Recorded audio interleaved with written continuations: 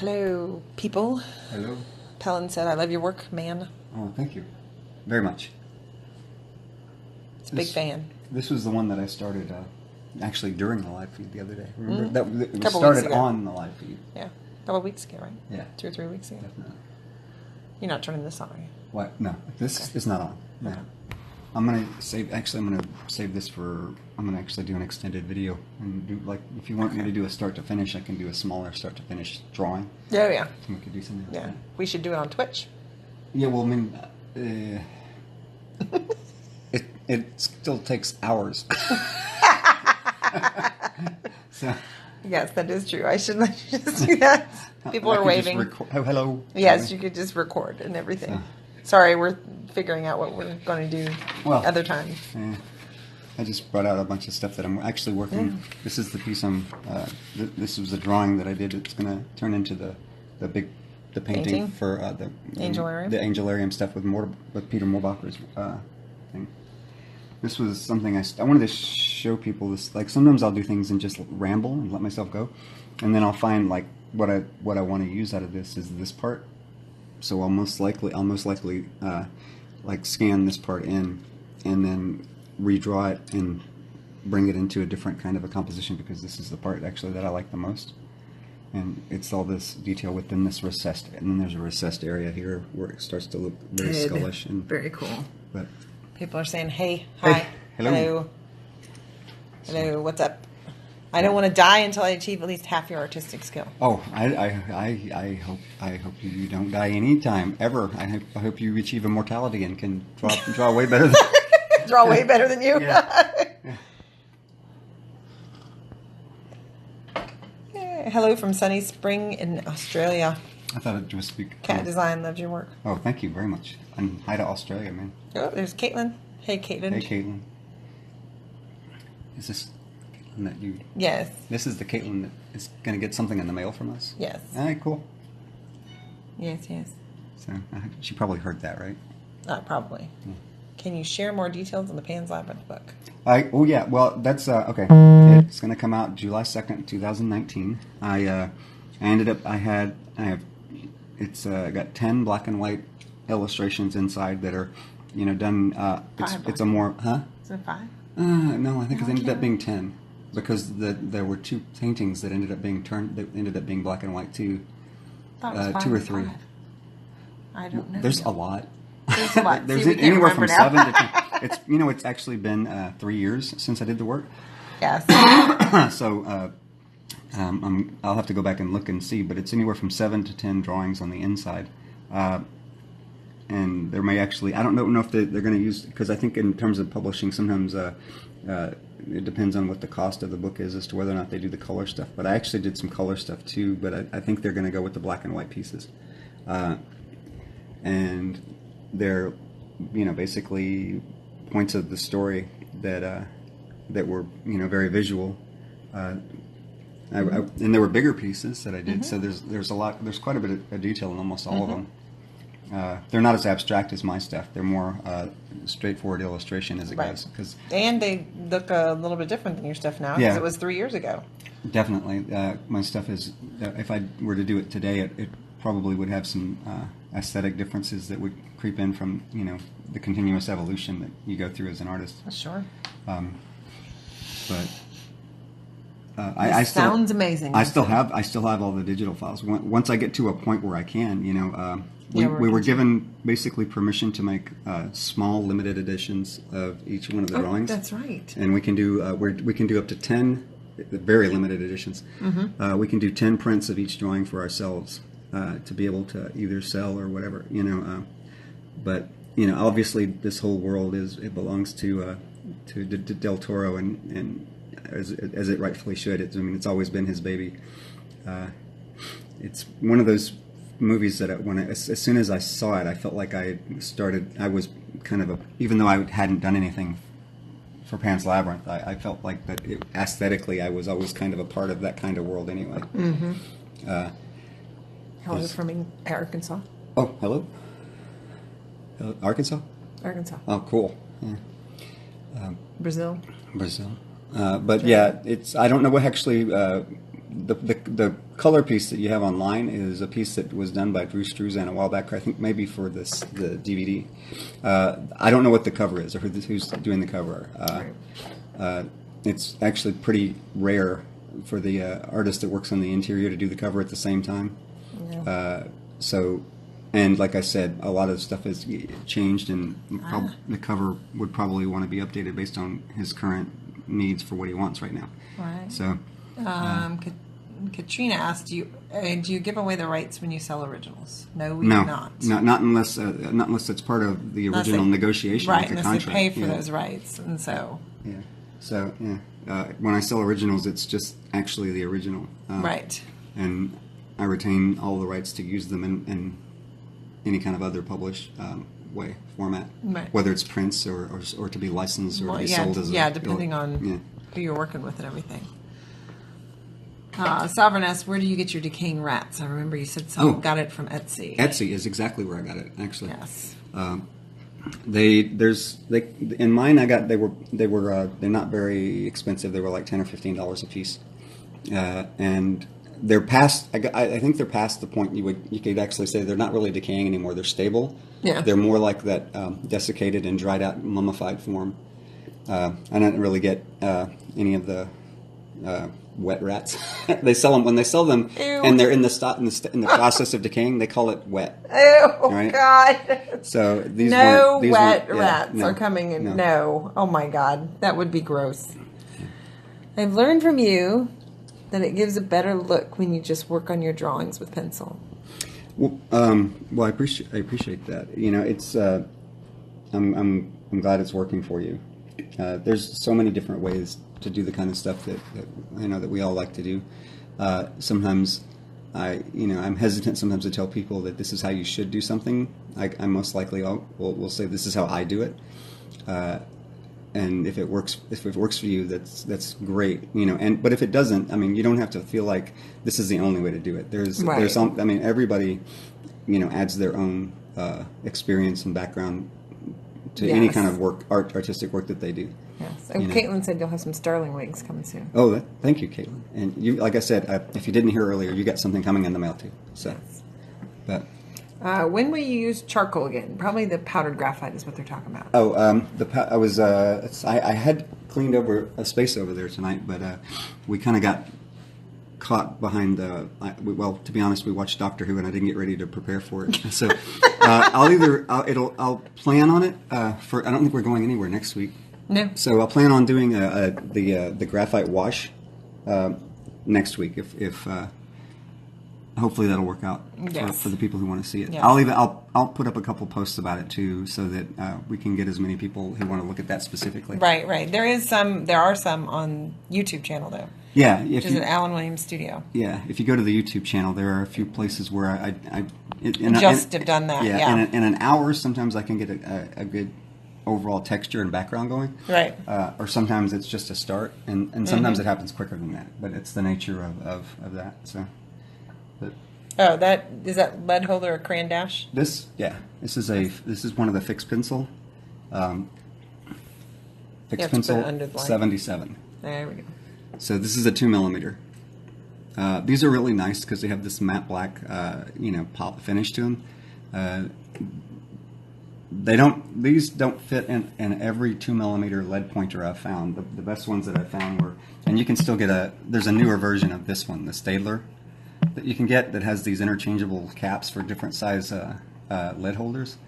And so this is the one that works with it the best because these are slightly wider than the regular, what are they called, the Koh-i-Noor ones and the other ones that you can buy that are 2mm. So. Yes, we have a channel. YouTube channel is AllenWilliams Studio. And no, he has never used charcoal. Someone asked, it's charcoal, or did you never use it? So what you were seeing him use is actually powdered graphite. Right. Not charcoal. Powdered graphite with the wash, with water and a brush as a wash. to get that sort of painterly movement. Yes. So I brought this up because this is sort of like how sometimes I've been sketching, for my own quick shorthand. So I want to do a more ambitious piece. So this would be larger, like what is it? I don't know what, like around 60. 16 by 20? No, no. I was thinking of I was thinking and trying to think in centimeters. So it would be like 40 inches by. It's bigger. Yes. This would be bigger because what I want is. Don't make me think in centimeters. Well, okay. So around right. around 40 by 40. Right. But I'm thinking of doing a landscape and some degraded architecture with figures and forms coming out of it in different scales. So sometimes I'll throw down a sketch like this for myself. And I don't know, did I? Where's that black sketchbook? It's on the table in the other room. I'll grab it in a minute. I've been sketching a lot with just straight up with ink pens too, because I've been finding that kind of, for some reason, if I don't let myself go back and adjust it too much, I can just get down an idea quickly. Right. And then not overwork the initial thought. Yeah. Someone asked if you ever use Palomino Blackwings. You have a bunch. I have a bunch of Palomino Blackwings, and I use them. They just they're sort of an in between hardness to me. The softest Palomino Blackwing is not as soft as like a 6B Tombow Mono. Okay. So I do use it, but more in the 4B range. And lately, I've just been digging into the 6B so much that I've been. And what lead do you have in your Grand Dash? This is actually a 4B Mitsubishi Hayoni lead. Okay. So, and those are the ones that I use for when I buy leads. So that's it. And to be honest, like I said, it's I do this mostly because I do so much drawing and things. I like using different tools. Right. And it sort of like tricks my mind into thinking I'm doing something different all the time. Oh. And so I also feel like that's why I don't get I don't get repetitive stress disorder. Right. It's because I use different kinds of tools to do the same thing. So right. I'm always changing my grip, Okay. And the fact is that I keep needed erasers. Piles of these needed erasers around all the time. And no one needs that many needed erasers. Yeah, you would be surprised. I know you don't. So I actually, I'm always kind of like sitting around squeezing these things, even though that makes them super soft, because I kind of like them when they're that way. Super squishy. Yeah. So, all right, I got some questions. Yeah. For you. Yeah. Someone asked if you remember the exact account from Etsy. No, you'd have to look it up. I'd have to. There's one that's. I think there's one that's selling some right now that they're a little more expensive, but I think his is called, or his or her is called I Am Mookie, with all one word. I am M-O-O? M-O-O-K-I-E, I think, is one of them. Okay.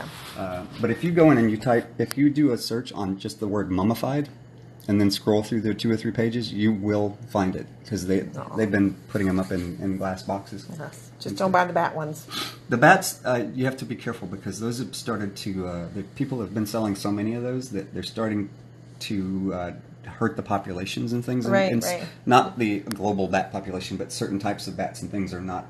They're hurting, I guess, certain species of bats. Yeah. So yeah, you gotta Stephanie sent us an article on that. Yeah, you got to be careful about getting the bats, and there's a lot of feeding. Kind of why you end up getting like. Well, I don't really have a need for bats. Bats to me are, well, first off, bats to me are more beautiful when they're alive. Yes. And the ones that are the skeletal bats, that's I can find picture examples of that. And people don't really get the kind of mummified things that I like. I like the natural mummification stuff that you find, rather than the stuff that's made that starts to look like it's been coated in wax.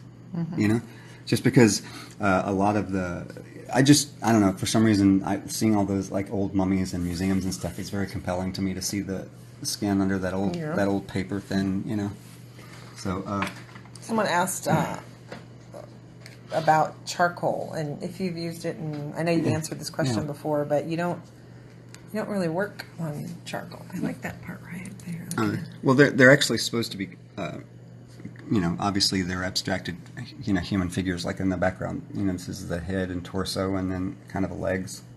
Same thing with this. You can. That's the one where you added that part. That one. Yeah, this one.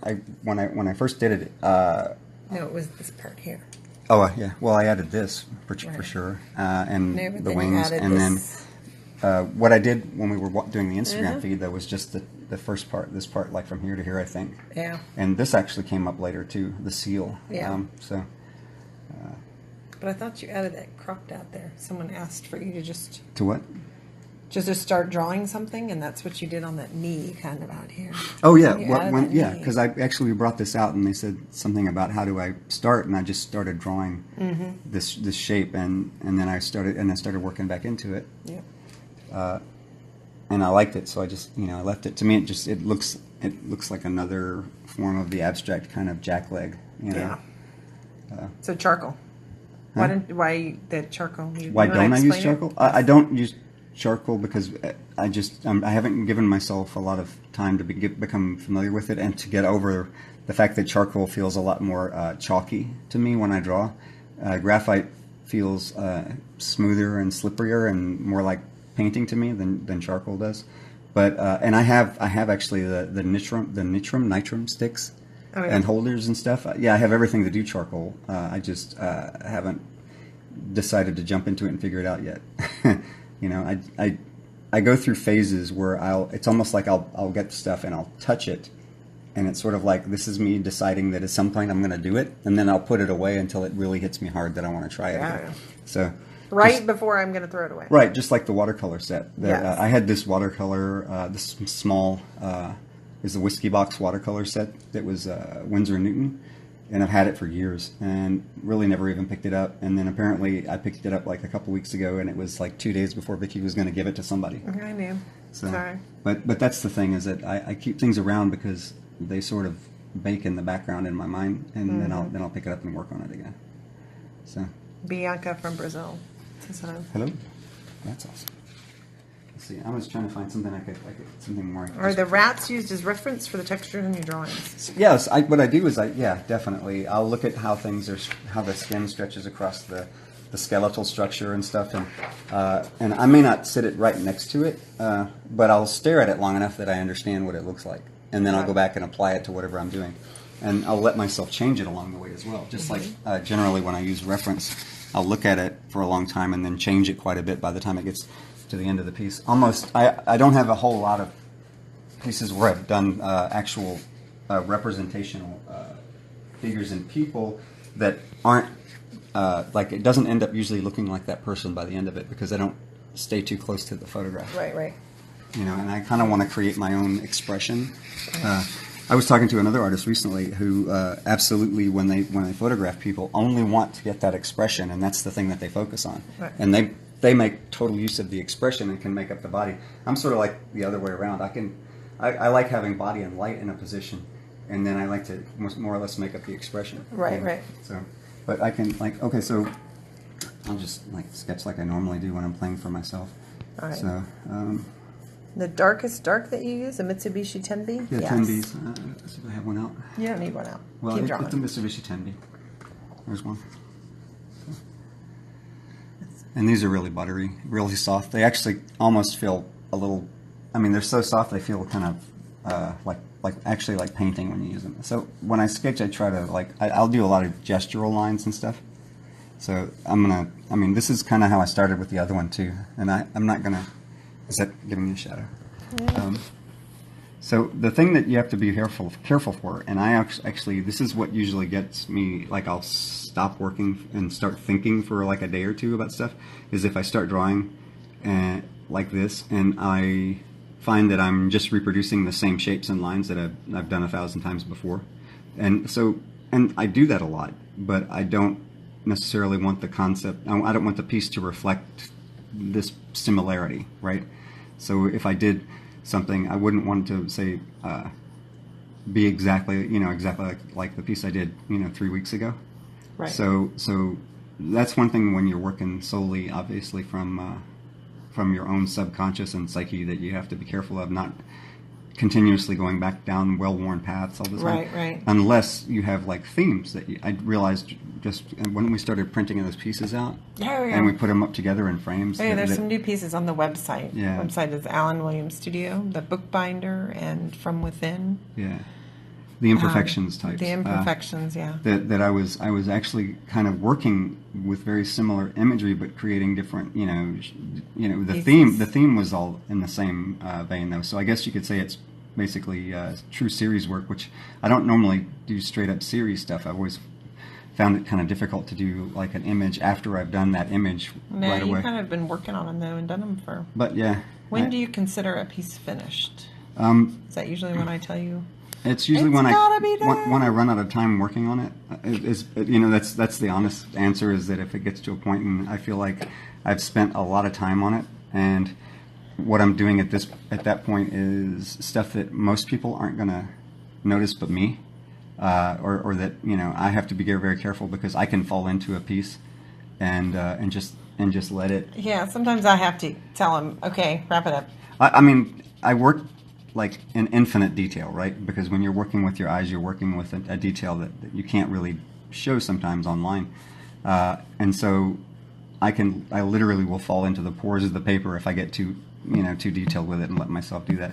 Now, sometimes I do that just because sometimes I like doing it. I like noodling with drawings. I like spending as much time as I can. I'm the opposite of the way most people talk about it. I like spending as much time as I can on a piece, which is hard to do if you're trying to fulfill a lot of illustration jobs. But it's kind of a necessary thing to do if you're doing your own work. I mean, obviously there's a diminishing returns if you're spending a week on a piece that's 5x7 and you're not getting $5,000 a piece for them. If you're getting like an average like anywhere from $200 to $500 for like a small like 5x7 piece, then you don't want to spend 2 weeks on it. No, and I sometimes we have discussions about that. I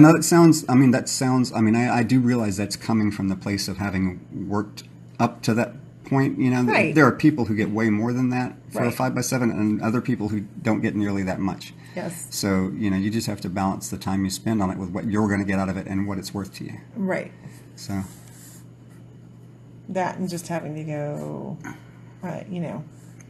you need to get this done because this next thing needs to be done. Yeah, when you're doing, like, especially if you're doing stuff for a gallery, it becomes necessary to be able to produce at a rate that's lucrative for you to actually be able to show work and get it and get it out there. Right. So that's something that I know a few artists that are that have some problems with that because their work is necessarily very time consuming, and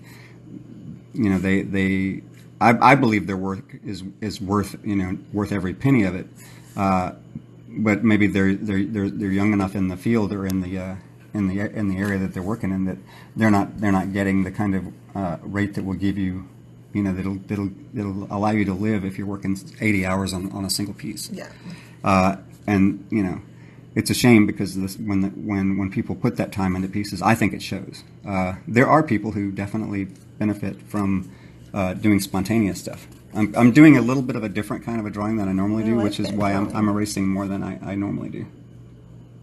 So I haven't. This is just medium weight drawing paper. This is Strathmore. Yeah, I would encourage you if you're, especially if you're just kind of starting, find a paper that isn't too expensive, that will not actually give you hesitation to work on it because of the price of the paper. Yes.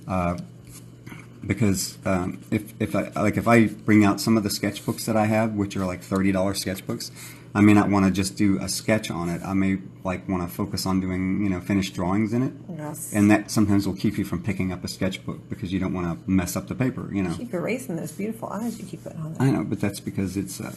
Kelly asked about if you've ever thought about doing Game of Thrones or Lord of the Rings piece. You don't do much fan art. I love the people that do it. I love seeing it. I have this sticking point with doing other people's art unless I'm asked to do it, in which case then it's not fan art. It actually becomes a license kind of thing. Personally, I have a hard time working on somebody else's work unless the people who own the work ask me to do it. It's just been like that for a while. Right. Well, I've done it once or twice. I think I did a man thing. A few years back, that was just a sketch of a man. Well, yeah, but it was. I love Game of Thrones, by the way, and I think it would be a cool thing to work on. Yeah. If you could go back in time and illustrate any movie poster, what would you choose? I know. Can I tell you? Yeah. Go ahead. The Thing. The Thing would be a good one. Yeah, that's one of my all-time favorite horror films, and I think one of the more perfect horror films that have been made. Just guessing. Maybe I'm wrong. I don't know. I might say, Pan's Labyrinth would be great to do too. Yeah, well, that's true. Just because it's so definitely that dark fantasy is so definitely in the place where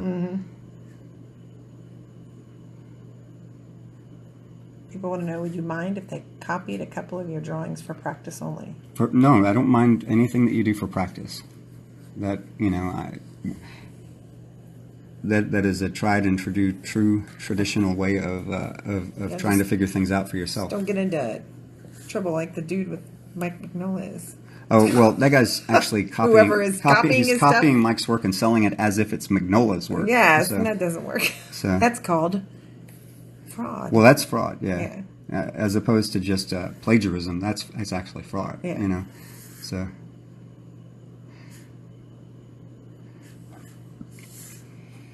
In character art, it feels like there's so much pressure to work fast, and I don't like that. So it's good to hear you say it's okay to love the process. Oh, definitely. Now, oh my gosh, he loves the process. Yeah, the thing is that you are 100% right when you're working for somebody and doing an illustration for them.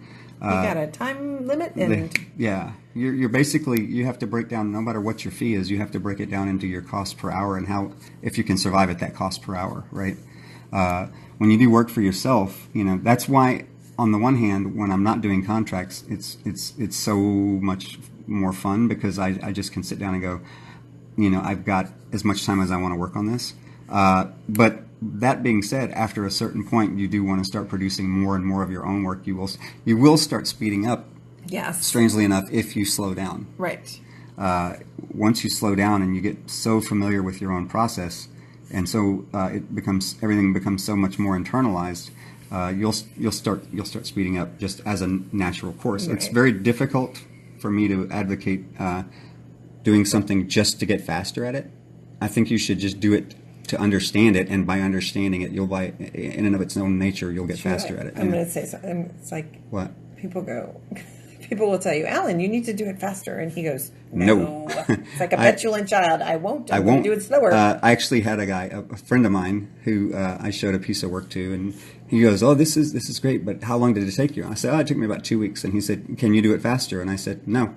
And I literally came home and started slowing down, and I did it on purpose because I was like, what I have to put up with? Well, but the funny thing was, a year later, I could have done the piece in about 5 days. Yes. I would have done it much faster, and it was because I did the counterintuitive thing, and I slowed down. It's kind of one of the same things they will tell you if you ever train in martial arts. They'll tell you that if you practice slow, then you'll be fast. Then you'll get fast eventually. Yes, that is true.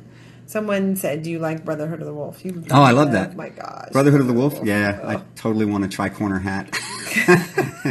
and one of those long coats, and to be built like those guys so I can wear it. Well, yeah.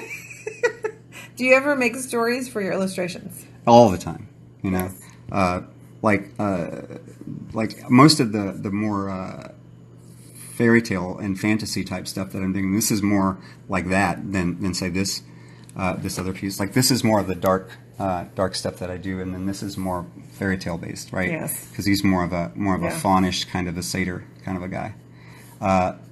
I have a dark forest kind of a story that I've played with for a long time. That you have so many stories. Yeah, I do. I have a lot of stories. Both my wife and my kid yell at me sometimes because I don't write everything down. I'll write down paragraphs. We're gonna have to take out your coffee time will have to be also in front of the computer with your writing. It's a good. So I did write a young adult novel called The Witch's Kitchen that came out through Little Brown. Yes. When that was in 2010. It just happened to coincide when I started doing concept art, and so I didn't really know how to promote anything or put time into it the way that I should have for my own kind of authorship. So I would definitely know more about doing that now than then because I've learned so much more about the whole process. I am so far behind here, and someone said I was funny. Oh, it's funny. And they want to know what you did with the water. Want to see what you did with watercolors? I started playing with it in that brown sketchbook. It's not in the black one; it's in the brown one. Oh, how did you get the idea for the upside down cradle board? Valskog made his own. One day I was sitting there. I had bought a cradle board, and I was sitting there thinking, how can I keep my hand off of my drawing? And it just sort of appeared to me because it was standing. The board was right there, and I was like, oh, if I set my drawing in this. And then stick a board on it, it's just like a mall stick. Ta-da! So it was just a natural evolution because it just happened to have one at the right time in the right place, Yes. So, And they're easy, and I mean they're pretty inexpensive. And if you don't buy one, you can make one pretty easy. Yeah, you know what? And your English is fine. Says my English is not very good, but I love your work. Oh, thank you. Yeah, I think their English is fine since I have no Portuguese. Yeah. I can speak no Portuguese. I know. It's like all these, there are so many people who apologize for not speaking, our language well, when I'm the one that sits here and goes, I wish I could speak everyone's language. I know. I want a universal translator, but I also wish I was like the kind of a genius that could just speak 10 different languages fluently. Because there's a thing that happens, I think, and I'm getting off topic of art here, but there's a thing that happens when people learn a new language, is that they sound young in that language, and people don't give them credit for what they're trying to say all the time. Right. Because if I were to speak and say, if I were to try to learn Portuguese, when I started speaking it, I would sound like a child talks in Portuguese. Oh. And maybe somebody, the doggy's out. Pardon us, we have to take a break. Dog break. Come here. Oh, you locked the door? There. Go jog. Sorry, guys. What I was getting to is that whenever, like if I were going to learn like a language like that, at first it would sound like you were talking to a kid who wasn't very bright. And I think a lot of the problems happen when, especially when people don't understand that this is the second language that somebody's speaking to you. Or third, or sixth language. The fact that they're speaking simply is not an indication that they're not smart enough, or it has nothing to do with that. It's just the fact that they're very new to a language that you've been speaking your whole life, and maybe they don't know all the idiosyncrasies of it yet. And I appreciate every language. Yes, and I appreciate that people are translating and speaking to us in English. So, thank you. Let's see. What is your favorite? Oh man, dog! Did you hear that? Yes, that was our dog. What is your favorite scary moment of any horror film? Oh man, I don't know. Let me go. That was our dog. That's difficult. The Thing. Well, as my favorite horror film, you would say that probably would have one of my favorite moments in it. I just sort of, I'll just hold this for a second. Okay, you gonna check on the dog? I'm gonna check on the dog. Sorry. Covering up your drawing. There are many moments in The Thing that I consider I absolutely love the one phrase in The Thing when the guy's tied to the couch and you find out that he's not, and I can't see the questions right now, by the way. You find out that he's not one of the creatures, and he said, "I don't want to spend the rest of the winter tied to this fucking couch." That's a brilliant scene, and I think when I was young, it was like, that's just exactly how somebody would be in that situation, in that type of immense stress. So yeah, our dog is outside, and our dog never barks. He literally barks more when he's dreaming than he does when he's awake. But when he does bark, it sounds like he's possessed. I think there's something living under the porch. Oh well, there may be something out there that's but sorry. So, there you go. Sorry. Oh. At what age were you when you could make a stable living from your art?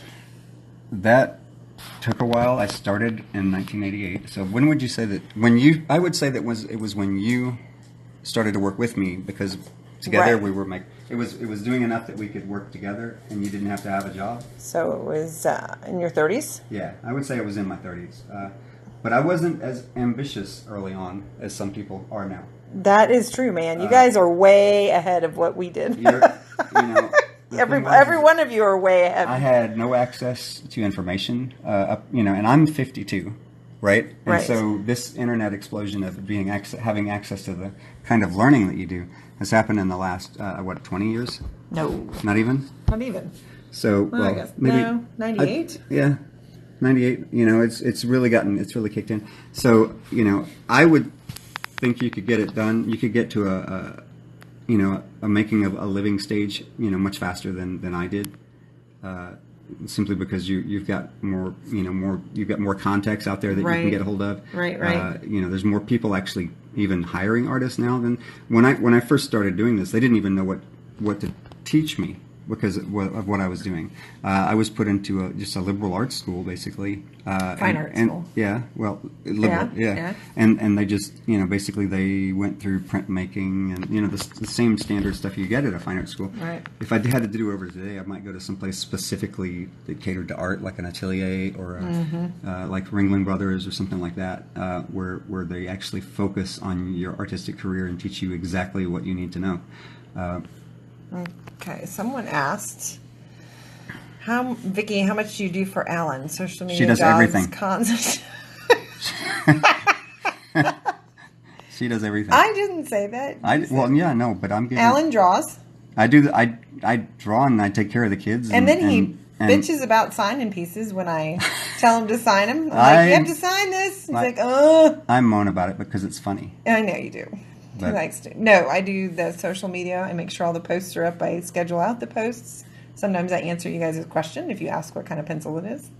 Anything that I can usually answer that other people have asked before and everything, because we get new people all the time, so they might not know the answer or haven't read the post or anything. Right. I do the conventions. I'm preparing for LuxCon. She also mats and frames and ships and packages and what? CFO. She's in charge of human resources. Taxes, human resources. Grocery shopping. So. If you guys are ever, yes, I do a lot. I do. She does. I do a lot. If you guys are ever in Australia, come stay with me. Ben said to come stay with him. That's cool. But he wants you to draw. That's fine. Okay. That's cool. Deal. Well, who is the total artist idol of yours? Of mine? Yes. Let's see. From Argentina? Argentina. Obviously, this has come up before. I love Beksinski, so much so that I wish I had found him before. What is it? I think 2004 was when he died. Yeah. I love. Obviously, I've always loved Barlow, and I got to work with him, and he's just a great guy. That's like in contemporary people. I like.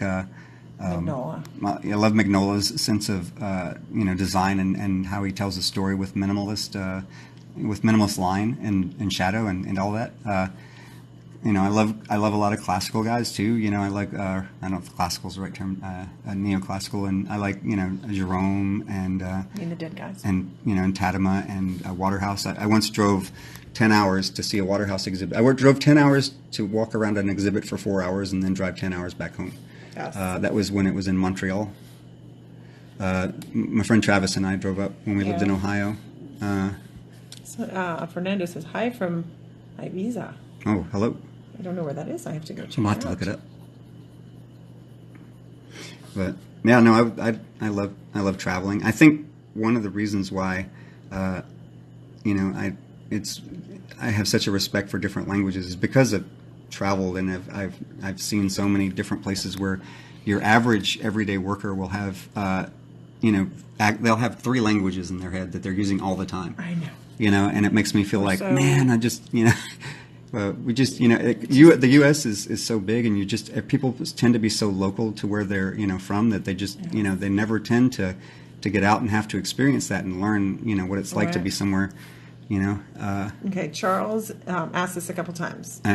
What do you use to get the darkest shadows in your work? Is it the Mitsubishi 10B? Yeah, actually, if I want it to go really dark, this is like the 10B will bring it to a relative black. Obviously when you're using graphite, you're never going to get to a matte black like an acrylic matte black, but the relative black is all you really need, and that's what it'll do. So.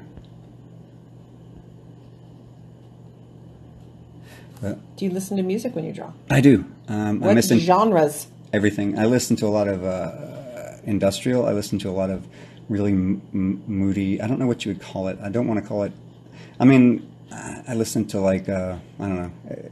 Let's see. I'm trying to think of names. I have playlists that I go to, and I'll listen to them until they basically drive me insane, and then I'll find something new. Like my kid was. I was something called, what was it? Blood Red Roses is a soundtrack from one of his games. One of the games that he was playing. I've been listening to that a lot lately. I listen to Celtic music as well. which I love. I like ethereal stuff sometimes. Sometimes I like really industrial stuff that barely sounds like music and sounds like a transformer transforming. That's the real industrial stuff that I like. What's your perfect idea for a perfect drawing? Ooh. The one you're working on? Yeah, I don't really have an idea for a perfect drawing. I've never even considered such a thing. There are bits and pieces of drawings that I look at and I go, that worked out well. But what I look for in drawings is a sense of texture and sensitivity to volume and light. So if they've got those things in them, and then they also have a sense of design behind them. A lot of times you'll find a lot of artists who can render beautifully but don't design very well. So you'll get beautifully rendered things that just, they don't really strike your fancy that much. Right. And then sometimes you'll find people the other way that can design really well but don't really spend enough time. They don't spend time rendering things, and so you end up with a beautiful design that it's more or less a cartoon character, right? Yes. And then, I tend to like where those things cross over and spend a lot of time in it. Yes. I guess I've learned so much about design just because of getting involved in concept art. I'd never done any before I started working with Del Toro. And just working with him taught me more than I ever learned about any of the stuff in school. Yeah.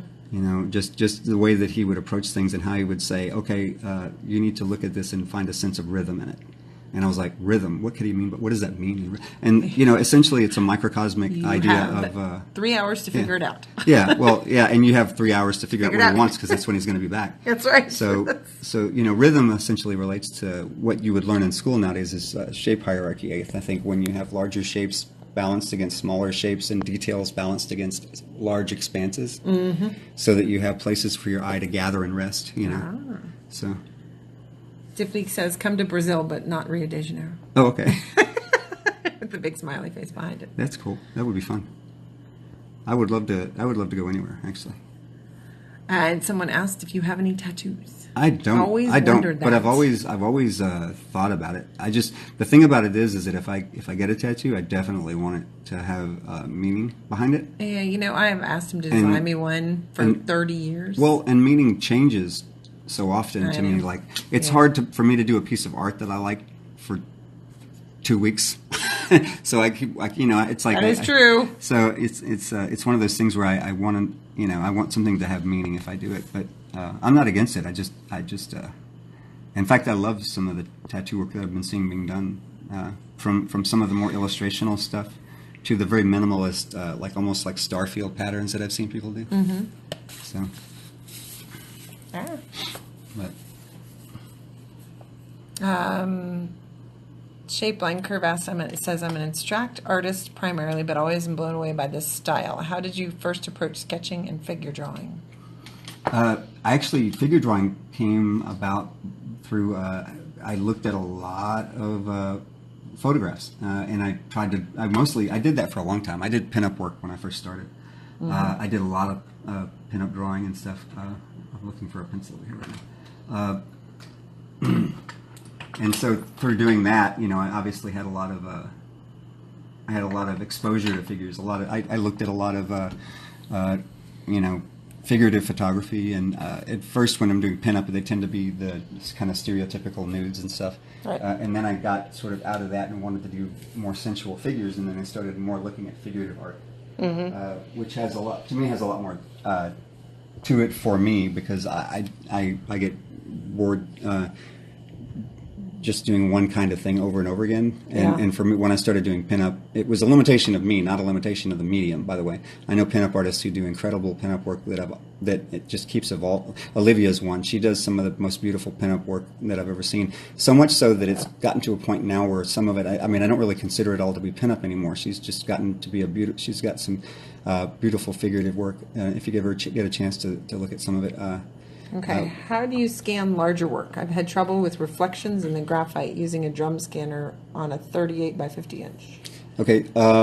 If I want to get rid of like the glare of graphite, I'll usually it's not on thin paper, but on like a board or something, I'll coat it with a matte medium, a thin to matte medium. But you got to be careful with that. I use an airbrush. If you use a brush to coat it, it'll move the graphite around unless you spray fix it first. Right. But matte medium will kill the glare, but that also changes your values. Right. So you have to be aware of that before you try it. You should test it if you're going to do it before you ever try it on an important piece. Yeah. Yes. So. What's the sharpener of the week? I think you should do a sharpener of the week this week. Yeah, okay. Maeve said I had to start using this one, so she bought me the nose sharpener. Yes. Oh, it's cool. So she told me that I had to start using it, and so let's see how well it sharpens. See, the nose sharpener. Yeah. So this is my daughter bought this for me, and she used her own money from school and just thought it was great. So I'm gonna say. That's gross. And then I'll tell you what the brand name is, because it actually has the brand name on it. It does. You got to put it under the light because they can't see it. Because he likes to work at night and it's dark out now. And obviously something's going, oh, it's pretty good. It's not bad. It's making a blunt point. When I first used it, I actually used this a couple of weeks ago. It actually makes a really sharp point, right? The nose sharpener. But the brand name is not surprising. It is the Geddes, Geddes. And they're the same people that make these. These are Geddes sharpeners as well, and these you can use to sharpen like the smaller. This is a 0.7 millimeter, so it's got a pretty thin lead on it. And normally you wouldn't have to sharpen that, but if you're crazy like I am, you can take these things and you just spin it on the inside. My friend Stephanie never sharpened her mechanical pencils until I showed her this, and now she will never stop. But you can get that's almost an acupuncture point on the end of that. I don't know if you can see it or not, but it goes. This is way sharper than it looks like. It is, because you know what? He's accidentally had them on the sofa, and I stabbed myself with one. Yeah, Vicky's reached across the sofa and brought her hand back with pencils hanging out of them. And I was like, nice. But, okay, so how long have you been doing this? Doing what? I don't know. Art since '88, but this kind of work, the work that people have been responding to mostly has been in the last 10 years. Yes. And people ask me, what do I attribute that to? And part of it is the unseen part that it took me a while to get to this point, but it started after I had kids. Right. And I started focusing a lot on what did I really want to do, because you think you don't have time once right now? you know, and I'm not telling people they should have kids. Don't get that idea. Don't do that. I'm just saying that once I had kids, I realized that if I didn't start focusing on what I wanted to do, that I would never do anything. Right. Because kids they take a lot of time, and you want to spend you spend as much time as you can with your kids. And if I don't schedule things and have a work ethic, I would never get anything done, because I would end up I would be playing what was it we were playing earlier, Water Girl and Fireboy. It's a little game that me and my 10-year-old girl were playing online, and we can play that game for like 5 hours straight. And basically all it is a little flaming guy and a little water girl that are jumping over pools and trying to figure out problems together, and they have to work together to solve it. To get this out. So, but I don't play the games with them. Yeah, which is strange because I don't really play a lot of video games. Although I did play Skyrim for a while. I don't play a lot of video games simply because I'm the type of person that can get addicted to things very easily. It's like been 50 minutes, so you got 10 more minutes. Really? Yes, it's almost been 50 minutes. So wait, I have to at least. Our website is AllenWilliams Studio. There's some new prints up on there. I don't have any, and so you can check those out. Everything is up and working. AllenWilliams Studio. That is also our YouTube channel, youtube.com/AllenWilliams Studio. Our Patreon is patreon.com/AllenWilliams. These go up these live sessions will be up for 24 hours on Instagram, and then they will go up on Patreon, and then eventually I release them to YouTube. And we're going to work on Twitch. Twitch is going to be the same name as this is I_just draw. And we're also, Vicky mentioned tonight, I don't know if she said it on camera or not, but we're going to do a video of us, a drawing start to finish from beginning to end. Right. And that's going to go up in the very near future too, because people have been asking for that. Yes. So there's a lot of noodling I do at the end of a piece. I'll noodle on it for 3 days and do things that you might not even be able to see on camera. Sometimes I go, oh look, someone's already bought it. It's time to go. She's done that before to keep me from overworking a piece. True. She sold it before I thought I was finished with it. But It's a Well, trick. that's because you would have been at it for I would. 3 days. I would. Like I said, I'll work on it for as long as I can get away with it. Yeah, But see, I like working on the piece. I don't necessarily like having done it. There's a different kind of a person. There's another kind of a person that likes to have done work, but doesn't necessarily enjoy the part of it where they Doing work it. on it. Right. I literally feel the best that I feel is when I'm sitting here doing this. Yes, drawing. You know, and You can tell because he'll get finished with pieces, and then they'll just be stacked on the floor, and I'll go. Yeah, "Wow." sometimes, yeah, like that one over there that's on the table. Sometimes, Don't you put know, that on the floor. well, I mean, it's not that I don't respect my own work. It's just that I set things down and keep going. I read something at one where somebody said, "What do you do when you finish a novel in the morning?" And they said, "Well, I start one in in the afternoon. Start a new one." And I kind of feel like that's me, especially if you're following your own ideas. One idea will lead you into another. Yeah. And so They don't always fit together in one piece or no, in one book. they don't necessarily have to be the same kind of idea. I have stuff that I've designed in my sketchbook that looks completely different style from what I normally do. Do you know where the sketchbook is with the ink drawings? I do. in it? Let me grab it. Yes. All right, Hi I'll- from Colombia, David says. Oh, hey. That's good. What movies did you get to work on with Del Toro? Pacific Rim Yes. and Mountains of Madness, which was shelved. I worked on a television series with them, Carnival Row. right? I just said that. And obviously the illustrated book. He's talking about movies now. Oh, the I think movie. just Oh. those three. And then he's worked on a bunch of other movies with other people. Oh, I'm going to show you. Yeah, so these are like the ink sketch. Can you see them? Yep. So I started doing these like ink drawings with these Signo gel pens, which are really fluid. They're not like big pens where you can build up, gradations. Although I have one of those in there too. It's like this, has some regular big pen in it. Mm-hmm. But these are the kind of sketches and stuff that I'll do, and I'll write down like if I'm looking at like angelic or divine characters, I'll start naming them like Keth, Daquel, Amathun, Ramiel, Geniel, stuff like that. Oh, here's a list of some of the people that have inspired me. Bosch, Beksinski, Nicolas Samori, Rackham, Mirdrum, Dore, Mignola, Mobius, Andrej and Olga, Dugin and Dugina, Geiger, obviously. So Waterhouse, everybody. yeah. So I have pieces in here that like see this is very much like that sketch I showed you with the landscape and like. So. Everybody stopped talking. Oh. We might have lost our stream. Did we? I don't know. It'll catch up hopefully. No, It might be. I don't know. It's been like this for a while. Really? Yeah. Uh-oh. Hopefully I get to save it. I don't know if you can hear us or not, but our stream isn't giving us any feedback. So some poetry kind of things that I wrote with my kid the other night that was kind of funny and All right. pieces of ideas. Is it recording even? I don't know. I'm going to end it, though, pretty soon. All right. I think we're going to have to end this because it doesn't look like it's recording anymore, All right. We will see you guys next week. which means you can't hear me right now. So